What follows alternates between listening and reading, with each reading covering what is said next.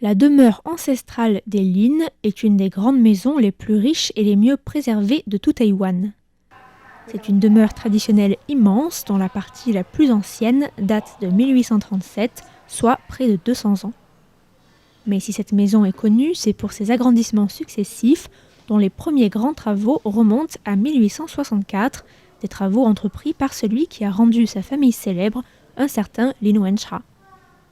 Ce glorieux ancêtre, appartenant à la 5e génération, à partir du premier ancêtre arrivé à Taïwan depuis la Chine, a fait entrer sa famille dans l'histoire de Taïwan et dans l'histoire de la Chine.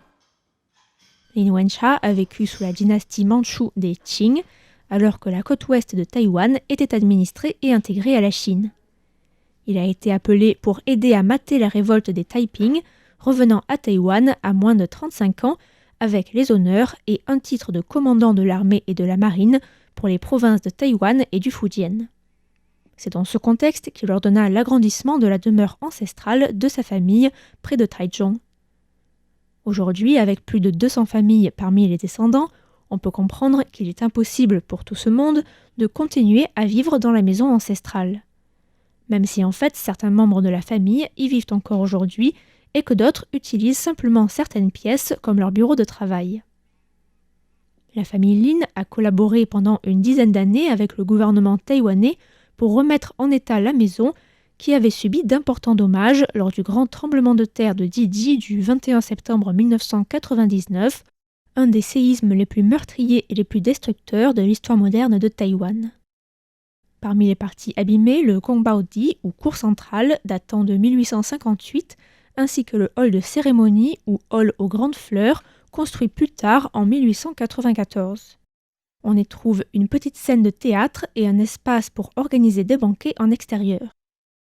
La demeure comprend une section dite inférieure qui se visite et qui est aussi la plus ancienne et une partie supérieure. Mais elle comprend aussi un des plus beaux jardins de Taïwan, le jardin Lai ou Lai Yuan, aménagé par Lin Wenqing, un autre ancêtre des Lin. Aujourd'hui, après toutes ces années de tribulation, une des plus grandes fiertés et joies de la famille est de faire partager, auprès du grand public taïwanais mais aussi étranger, l'histoire et l'esprit de la maison, et de s'assurer que l'histoire de la famille et de sa contribution à l'histoire de Chine et de Taïwan soit bien transmise aux générations futures. Lin Junmin, descendant de la 9e génération et chargé de l'accueil du public, organise ainsi depuis quelque temps, une fois par mois, une visite guidée nocturne. Ces visites nocturnes se font dans une ambiance très particulière et sont suivies d'un petit concert avec un ou plusieurs musiciens de l'Opéra national qui montent sur la scène du petit théâtre qui trône dans le hall aux grandes fleurs.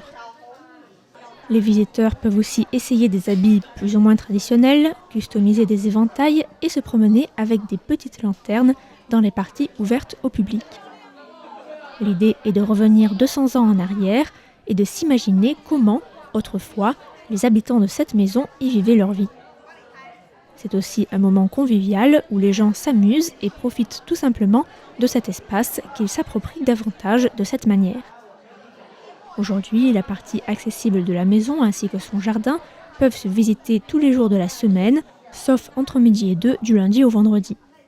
C'est un des lieux incontournables de la super municipalité de Taichung pour tous les amateurs d'histoire et de culture, et l'initiative des visites nocturnes mensuelles est un moyen original, fort peu répandu à Taïwan, de découvrir le lieu d'une autre manière.